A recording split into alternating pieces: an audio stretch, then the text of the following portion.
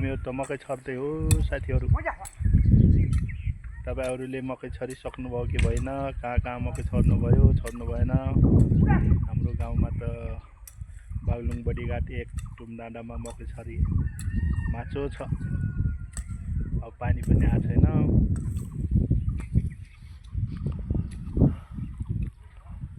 टल्ला ठोक्दै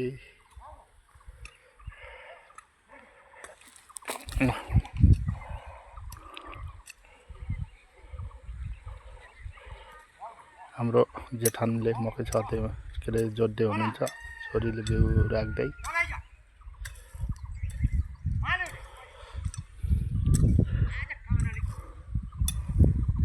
मौसमको गति यस्तो छ।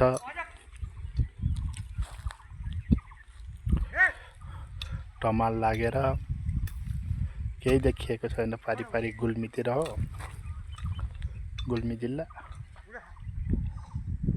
टमाल लागेर केही देखिएन। काम पनि मधुरो छ।